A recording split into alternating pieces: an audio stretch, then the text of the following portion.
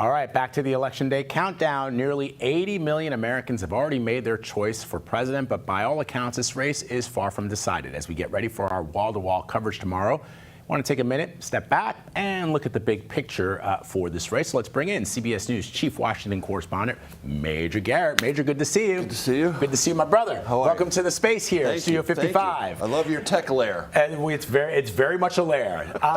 So let me ask you, over the weekend, this Iowa poll broke. And it was interesting. This morning, I was in the green room of CBS Mornings talking to Republican strategist Terry Sullivan. Yes. And I said, hey, this poll had sort of a seismic effect on the people who watch this stuff. And he said, you know, Ann Seltzer, who's a fabulous pollster, he's like, you know, she's great, but there is a mystique around her numbers that may not be often warranted. Sure. Because she gets it wrong just as many times as other people get it wrong.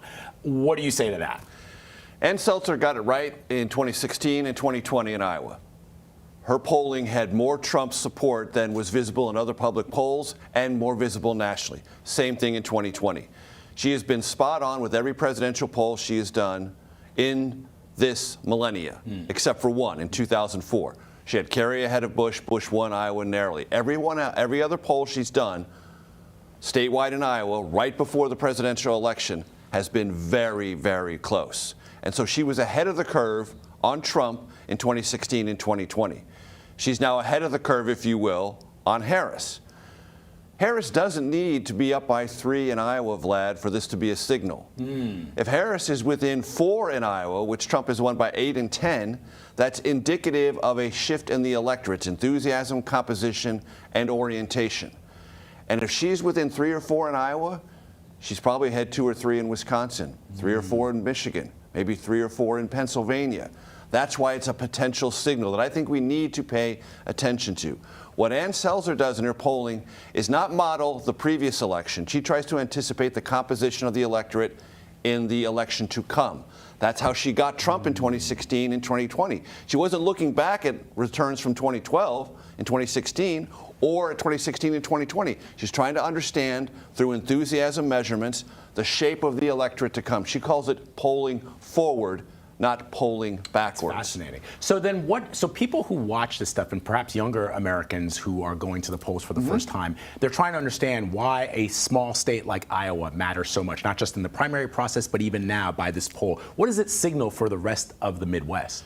It might signal that women responding to the end of Roe versus Wade and the Dobbs reality as lived out in Iowa, 6-week abortion ban, Texas and elsewhere, not only identify this issue in a higher level of priority than they ever have before, but it becomes a kind of umbrella look into all sorts of related issues. Not just reproductive health care, but health care writ large, and it can cross generations. This is definitely something Ann picked up in Iowa.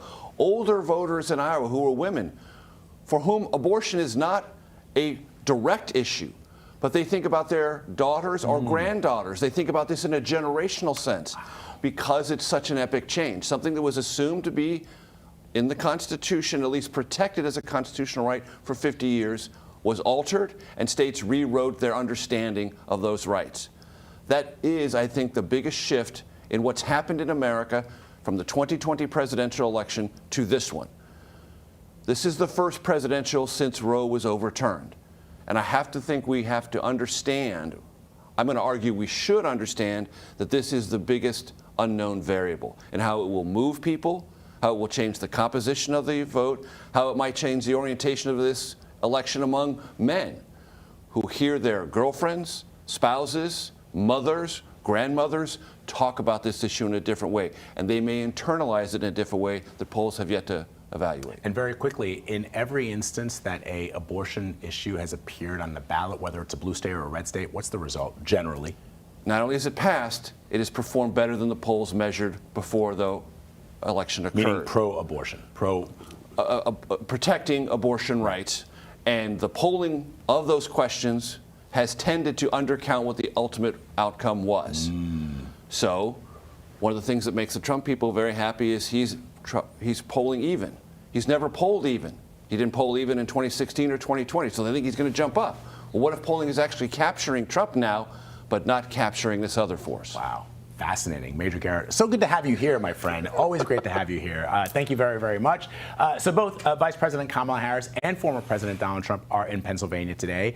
It is the Vice President's 18th visit to the state. It is the former president's 25th trip to the Keystone State as they battle for those 19 delegates who could determine the outcome of the presidential election. This, of course, comes amid new CBS News polling that shows the vice president and the former president tied among likely voters in swing states. So for more on the role of Pennsylvania in this election, I want to bring in CBS News Pittsburgh political reporter Jon Delano. Jon, I don't know if you were able to hear a little bit of that conversation that I was having with Major Garrett there, but I want your take on that because when we talk about that blue wall in the Midwest, we're talking about, Pennsylvania, right? That is, whichever way this election goes, is the way Pennsylvania is going to go. So help me understand what this poll in Iowa means if you are watching this race in Pennsylvania. Well, first off, Vlad, always great to be with you. No doubt about it, Pennsylvania is the epicenter of this election, and I'll tell you why, particularly for Democrats. Can you name the last Democrat elected president without Pennsylvania? Frankly, you have to go back to Harry S. Truman was the last Democrat to win the White House without carrying Pennsylvania.